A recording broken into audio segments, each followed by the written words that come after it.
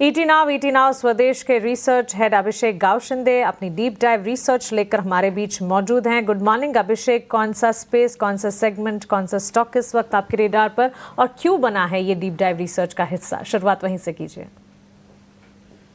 जी मानसी, शुक्रिया। आज अगर हम बात करेंगे डीप डाइव रिसर्च में टीटागढ़ रेल सिस्टम्स पर, अगर टीटागढ़ रेल सिस्टम के बारे में बात करें तो हम जानते हैं कि ये रेल वैगन और पैसेंजर कोच बनाने वाली एक कंपनी है और पिछले दिनों कंपनी में जो है अच्छी खासी गिरावट देखने को मिली। अगर पिछले एक साल की अगर बात करें तो कंपनी ने ओवरऑल ब्रॉडर मार्केट को अंडर परफॉर्म किया है और इसकी एक वजह है, हम वजह पर भी बात करेंगे और कहाँ से नई उम्मीदें आ सकती है उस पर भी हमारी नज़र होगी। अगर इसको देखें तो ये लार्जली जो बिजनेस का कॉन्सेंट्रेशन है वो फ्रेट रेल सिस्टम पर है। ऑलमोस्ट 93% रेवेन्यू जो है फ्रेट रेल सिस्टम से आता है।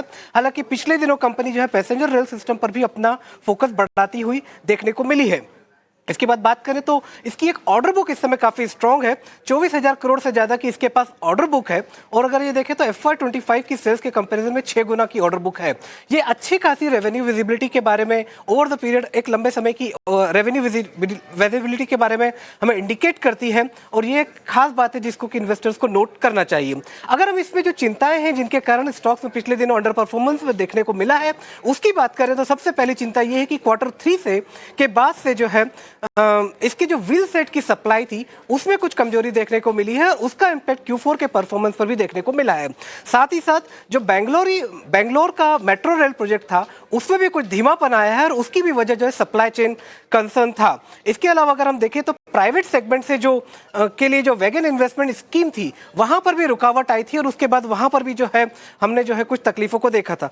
इन सभी चीजों को मिलाते हैं तो इसका इंपैक्ट जो है Q3 और Q4 के परफॉर्मेंस पर देखने को मिला था। इसका इंपैक्ट स्टॉक प्राइस पर भी हुआ है। मगर अब हम बात करते हैं कहां से हमें इस स्टॉक में नई उम्मीदें देखने को मिल सकती है, क्योंकि ऊपरी स्तरों से ये स्टॉक करीब 50% करेक्ट हो चुका है। तो उसके बाद क्या इसमें एक नई किरण जो है वो जागृत हो सकती है, हम इस पर बात करेंगे। तो सबसे पहले जो व्हील सेट सप्लाई की जो समस्या खड़ी हुई थी उसके बारे में जो बाजार में चर्चा है कि वो Q2 से जो है बेटर हो सकती है और उसका इंपैक्ट जो है उसके Q2 के नंबर्स में भी देखने को मिलेगा। बेंगलुरु मेट्रोस में भी जो प्रोडक्शन में गिरावट आई है या तकलीफ देखने को मिली है वो भी हो सकता है Q2 से इंप्रूव होना शुरू हो जाए। इसके साथ ही साथ PRS पैसेंजर रेल सिस्टम में जहां कंपनी अपना फोकस बढ़ा रही है वहां से भी जो हमें Q4 FY26 से नई सप्लाई, नई डिलीवरीज देखने को मिले। करीब 8,000 करोड़ तक का रेवेन्यू FY28 में पैसेंजर रेल सिस्टम से आ सकता है। इसके साथ ही साथ कंपनी जो है सेफ्टी और सिग्नल सेगमेंट में भी उतर रही है। वहीं पर इस शिप बिल्डिंग सेगमेंट में भी कंपनी ने री एंट्री ली है। इन सब का फायदा आने वाले सालों में कंपनी को देखने को मिलेगा। कुल तरीके से अगर हम बात करें तो रेलवे सेगमेंट में जिस तरह से भारत सरकार का फोकस है, कंपनी ने पिछले दिनों जो समस्याएं देखी हैं वो सॉल्व होती हुई अगले कुछ क्वार्टर्स में देखने को मिलेंगी। और साथ ही साथ कंपनी जिस तरीके से पैसेंजर सिस्टम पर भी अपना फोकस बढ़ा रही है, अगर इन तीनों चारों चीज़ों को हम मिलाते हैं ये की मॉनिटरेबल्स बनते हैं और जिस समय यहाँ से जुड़ी हुई खबरें बाजार में आना शुरू होगी हम देखेंगे कि कंपनी के फंडामेंटल्स इंप्रूव होना शुरू हो जाएंगे और वहीं उसका इम्पैक्ट जो है स्टॉक प्राइस पर देखने को मिलेगा। तो ये एक ऐसा स्टॉक है जिसके की मॉनिटरेबल्स को सीरियस इन्वेस्टर्स को ध्यान में रखना चाहिए और सही समय पर इसमें इन्वेस्ट करके इसका फायदा उठाना चाहिए। मानसी, धन्यवाद अभिषेक। टीटागढ़ रेल्स पे आपकी extremely good deep dive research end of course long term investment में भी जो है फोकस रहेगा सीरियस इन्वेस्टर्स के लिए खास करके। कुणाल, आपके क्या पिक रहेंगे और खास करके टीटागढ़ रेल का भी एक बार चार्ट देख लेते हैं। हमारे हेड ऑफ रिसर्च अभिषेक गावशिंदे ने बताया है, तो यहाँ पे क्या टेक्निकल्स बता रहे हैं करंटली वो भी बता दें। तो फिलहाल ऐसा लग रहा है कि स्टॉक कंसोलिडेट कर रहा है। ऐसा एकदम बेरिश चार्ट नहीं है टीटागढ़ स्टॉक का, बिकॉज अगर हम लास्ट 2-3 मंथ्स का चार्ट देखें तो 600-650 के आसपास एक बेस बनाया, उसके बाद में 900 प्लस की एक रैली आई थी टीटागढ़ में। तो जब 200-250 पॉइंट चलने के बाद में होता है कि स्टॉक कुछ एक रीजंस की वजह से कंसोलिडेट करे, बट मेरे अनुमान से आई थिंक कि एक अच्छा बाइंग अपॉर्चुनिटी भी बन सकता है स्टॉक में, बिकॉज 2022, 23, 24 ये जो टाइम पीरियड था इस स्टॉक के लिए काफ़ी गेम चेंजिंग था।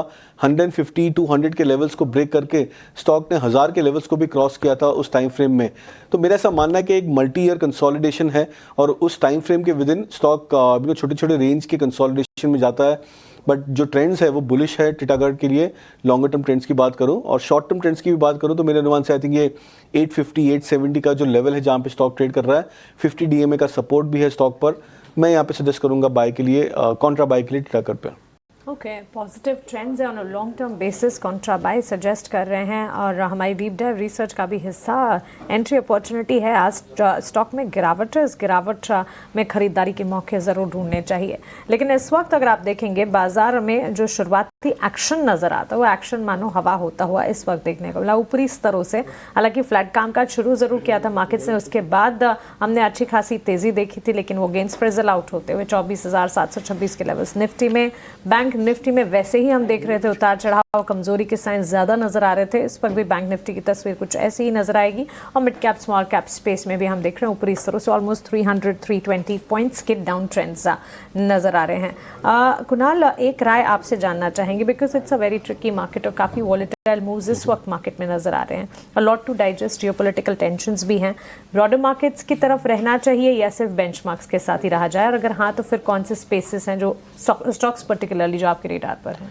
बहुत अच्छा क्वेश्चन है, बिकॉज मेरा ऐसा मानना है कि अगर रिस्क वापस आता है मार्केट में जियोपॉलिटिकल रीजंस की वजह से या कोई भी ग्लोबल रीजंस की वजह से, तो सबसे पहले इम्पैक्ट होता है इस पर mid caps and small caps, because ये जनरली वो हाई बीटा स्पेस होते जो ज़्यादा इम्पैक्ट क्रिएट करते हैं पोर्टफोलियोज के लिए।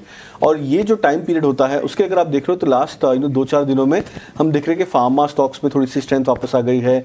निफ्टी IT स्टॉक्स में एक अच्छा मूव हम देख रहे हैं काफ़ी सारे इंडिविजुअल स्टॉक्स में। तो मार्केट कहीं ना कहीं प्रिपेयर कर रहा है कि डिफेंसिव स्टॉक्स में जो चाल है वो थोड़ी सी ज़्यादा और स्ट्रांग हो जाएगी। तो मेरे अनुमान से आई थिंक यहाँ पे डिफेंसिव सेक्टर्स में पोजीशन होना थोड़ा सा ज़्यादा बेनिफिशियल होगा, बिकॉज ये जो सेक्टर्स है ये इम्पैक्ट लेस क्रिएट करते हैं पोर्टफोलियोज में। IT stocks, pharma name, select pharma stocks जैसे कि ग्लेनमार्क फार्मा, इनमें मैं काफ़ी बुलिश हूँ। सिप्ला एक अच्छा चार्ट बनता हुआ नजर आ रहा है। ये कुछ एक स्टॉक्स है फार्मा स्टॉक्स में जो अच्छे लग रहे हैं। IT स्टॉक्स में इन्फोसिस मेरे अनुमान से बहुत ही बढ़िया चार्ट बन रहा है। HCL टेक महिंद्रा भी एक काफ़ी इम्पैक्टफुल चार्ट्स बन रहे हैं। तो मेरे अनुमान से इन सिलेक्ट काउंटर्स में और डिफेंसिव सेक्टर्स में पोजीशन ज़्यादा बनानी चाहिए ट्रेडर्स को। ठीक है, कुणाल की तरफ से ये व्यू। कुछ स्टॉक्स के नाम भी लिए। IT स्टॉक्स में थोड़ी बाइंग है और उसके चलते मार्केट को सपोर्ट मिल रहा है, लेकिन ऊपरी स्तरों पर टिकने में मुश्किल आ रही है, साफ तौर पर ये दिख भी रहा है। कुणाल, बहुत शुक्रिया समय देने के लिए, हमारे साथ जुड़ने के लिए और कुछ बेहतरीन ट्रेडिंग आइडियाज़ दर्शकों के साथ शेयर करने के लिए। आगे बढ़ने से पहले जरा ये जान लेते हैं कि ऑप्शंस में अगर आपको ट्रेड करना है तो आपके लिए मौके कहां पर बनेंगे। लेकर आएंगे ऑप्शंस के चैंपियन को।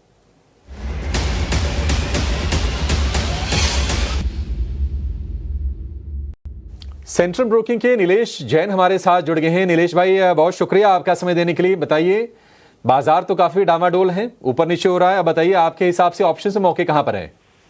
मॉर्निंग अभिषेक जी, देखिए यहाँ पर स्टॉक स्पेसिफिक कुछ स्टॉक में हमें सेल क्रॉसओवर और नेगेटिव स्ट्रक्चर देखने को मिल रहा है। कंटेनर कॉर्पोरेशन कॉनकोर उसमें से एक है जहाँ पे MACD पे एक सेल क्रॉसओवर देखने को मिला और कहीं कहीं ऊपरी स्तर पर डिस्ट्रीब्यूशन भी पिछले कुछ दिनों से हम देख रहे हैं। तो स्ट्रक्चर यहाँ पे थोड़ा सा वीक नजर आ रहा है कॉर्पोरेशन का। यहाँ पर हमें वीकनेस थोड़ी कंटिन्यू होती हुई नजर आ रही है towards the levels of 735 to 730, 735-730 तक के लेवल निचले स्तर पर देखने को मिल सकते हैं। इसलिए यहाँ पर 750 का पुट ऑप्शन लेने की सलाह है। 11 to 12 के रेंज में फिलहाल ये ऑप्शन ट्रेड हो रहा है। 7.5 का छोटा सा स्टॉप लॉस रखना है और 20 रुपए तक ये ऑप्शन मूव कर सकता है अगर 735-730 तक ये अंडरलाइन से चलता है। तो यहाँ पे इसका लॉट साइज के लिहाज से जो रिस्क अप्रोक्सीमेट पर लॉट है वो 4000 का है एंड अप्रोक्स रिवॉर्ड पर लॉट यहाँ पे क्लोज टू 9000 की बनती हुई नजर आ सकते हैं। तो यहाँ पर कंटिन्यू कॉर्पोरेशन में हमें थोड़ी सी बिकवाली देखने को मिल सकती है, इसीलिए पुट ऑप्शन लेके चलने की सलाह होगी।